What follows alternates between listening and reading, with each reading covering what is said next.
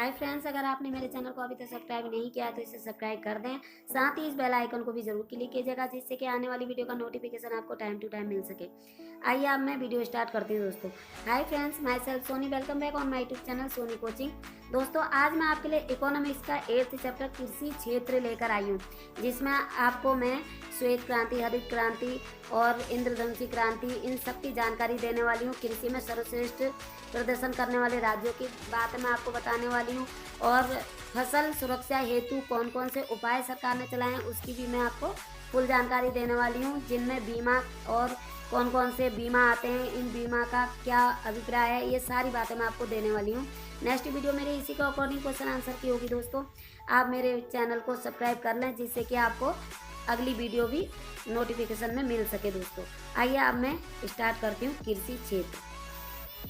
कृषि क्षेत्र इकोनॉमिक्स का 8वां चैप्टर। प्रमुख बिंदु 48% भाग आजीविका के लिए कृषि पर निर्भर। नंबर 2, कृषि वर्ष 1 जुलाई से 30 जून। नंबर 3, मानसून पर निर्भर। नंबर 4, सर्वाधिक संचित राज्य पंजाब जिसमें 98.8%। नंबर 5, 2004 में राष्ट्रीय किसान आयोग का गठन, प्रथम अध्यक्ष जिसके सोमपाल जी थे। नंबर 5, जीडीपी का 0.3% भाग कृषि शोध पर व्यय, अमेरिका में 4% होता है। नंबर 7, जीडीपी में 14.4% की भागीदारी होती है। नंबर 8, सर्वाधिक असंचित राज्य मिजोरम, असम। राष्ट्रीय आय रेखांकन की संशोधित विधि के अनुसार स्थिर कीमतों 2011 और 2012 पर सफल मूल्य वर्धन में विकास दर 2017 से 18 में 5% आकलित की गई थी, जबकि 2018-19 में यह दर 2.9% है। दोस्तों, भारतीय मृदा का 67% हिस्सा कम जैविक कार्बन से युक्त है, इसलिए जैविक उर्वरकों की प्रयोग को बढ़ाने की जरूरत है जिससे कि जमीन और उपजाऊ होती है।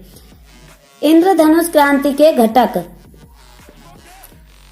क्रांति संबंधित क्षेत्र कौन कौन सी क्रांति हैं, किससे संबंधित है, इसके बारे में बताती हूँ। हरित क्रांति खाद्यान्न उत्पादन, श्वेत क्रांति दुग्ध उत्पादन, पीली क्रांति उत्पादन तिलहन की उत्पादन, लाल क्रांति टमाटर मांस,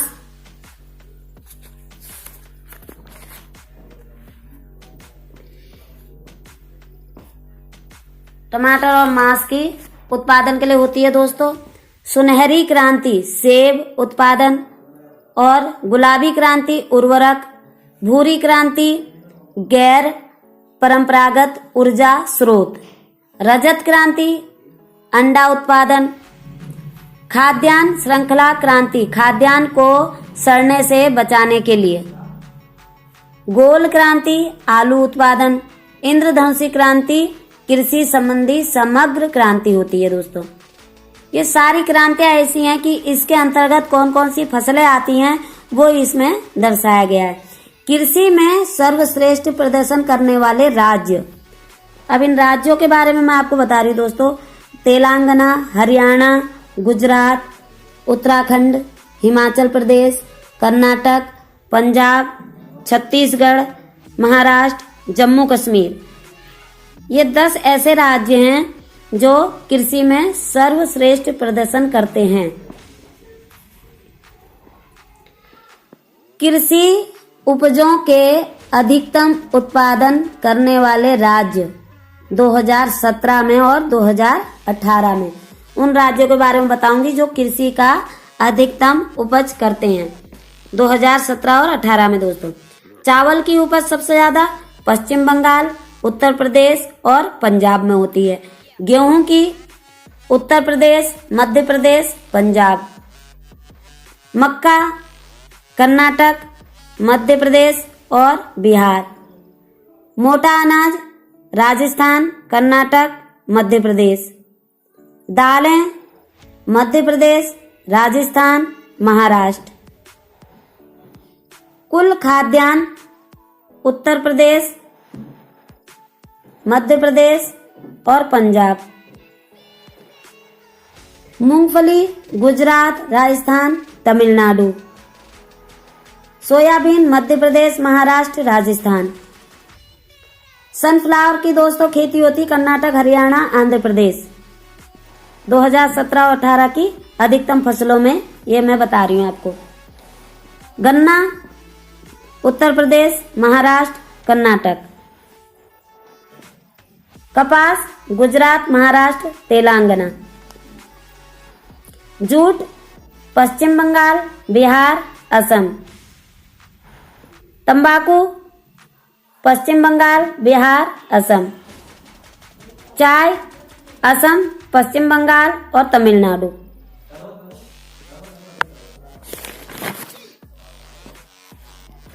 कॉफी कर्नाटक, केरल, तमिलनाडु।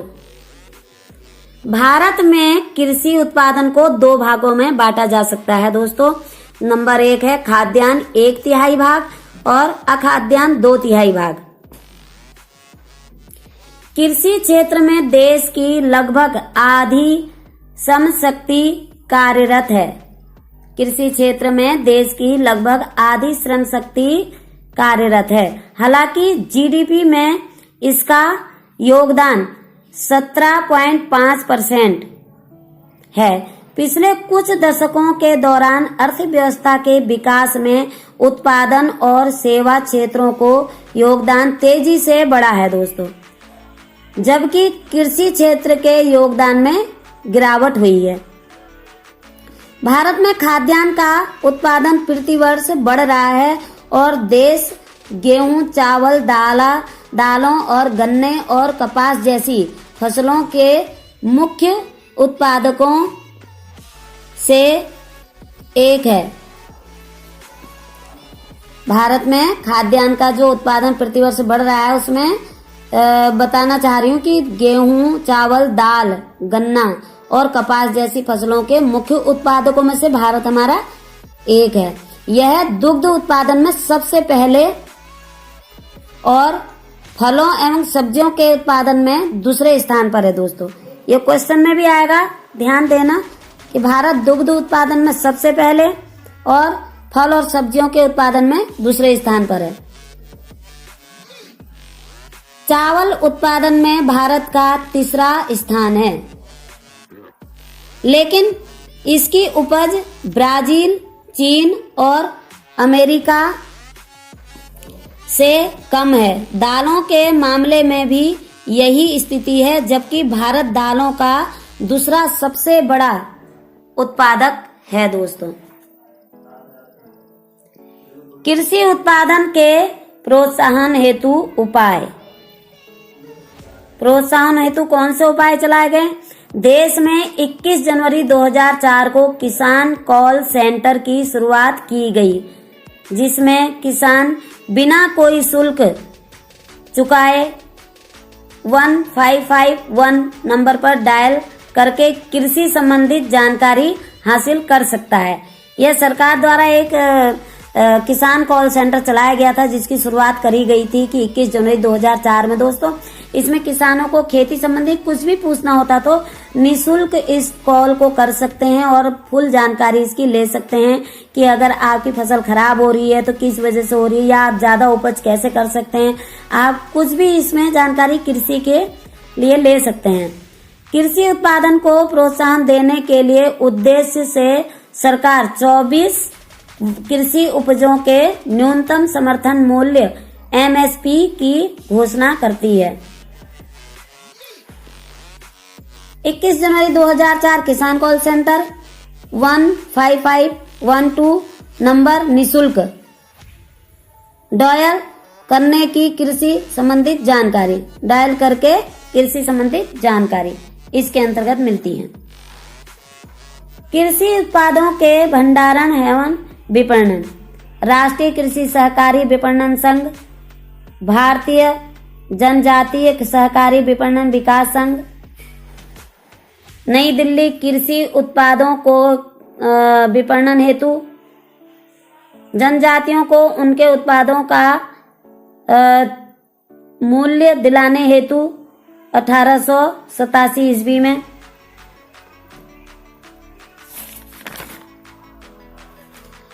भारतीय खाद्य निगम FCI 1964 ईस्वी में कृषि उपजों के भंडारण हेतु। आइए अब मैं आपको बताऊंगी कि फसल सुरक्षा हेतु कौन कौन से उपाय होते हैं। उद्देश्य, आपदाओं में फसलों की होने वाली क्षति में किसानों को सहायता देना, इसका उद्देश्य होता है। फसल सुरक्षा की योजनाएं, फसल बीमा योजना अप्रैल 1985, राष्ट्रीय कृषि बीमा योजना 1999-2000। इन बीमा योजना का मुख्य उद्देश्य बाढ़, सूखा, ओलावृष्टि, चक्रवात, कीट, बीमारी आदि की आपदाओं में फसलों की होने वाली क्षति के संदर्भ में किसानों की सहायता प्रदान करना होता है। दोस्तों, कृषि साख, भारत में औसतन 48.6% कृषि परिवार ऋण बोझ से दबे हुए हैं। कृषकों को वित्तीय स्रोत उपलब्ध कराने के लिए संस्थान स्रोतों में सरकार एक प्रमुख स्रोत है। संस्थागत अभिकरणों में दूसरी प्रमुख संस्था सहकारी समितियां होती हैं।